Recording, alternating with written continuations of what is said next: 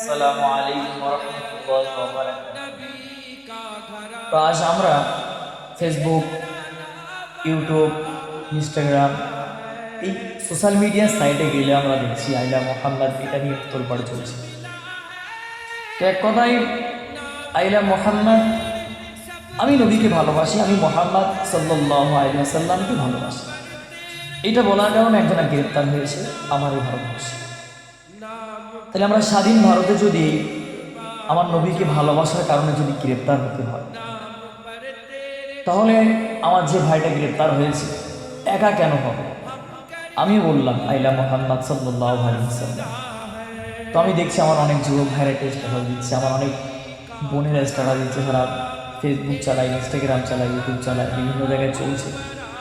তবে আমার নবী বলেছেন, যতক্ষণ না কেউ নিজের আত্মীয় স্বজন, পাড়া প্রতিবেশী, গ্রামবাসী সকলের থেকে আমি নবী আমাকে বেশি মহাব্বত না করতে পারবে, সে কামিল মুমিন হতে পারবে।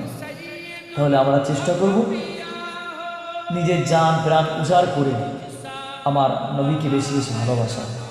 কেন আমাদের বুঝতে হবে সবার আগে আমার নবী।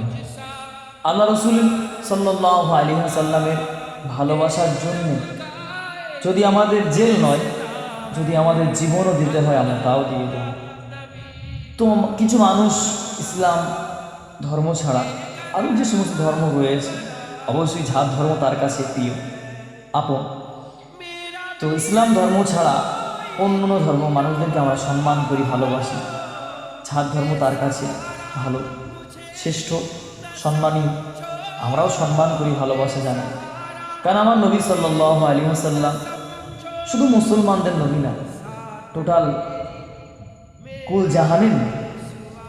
আমার নবী কোনোদিন অন্য ধর্ম অবলম্বী মানুষদেরকে ছোট বড় কথা বলি, আমার নবী তাদের কষ্ট দেয়নি। আর আমরা সেই নবীর উম্মাত, আমরাও নবীকে কষ্ট দেই না। আর আমরা রাসূল সাল্লাল্লাহু আলাইহি ওয়াসাল্লামের কথা অনুযায়ী আমরা চলার চেষ্টা করি। অশান্তি নয়, আমরা শান্তি ফিরে চাই।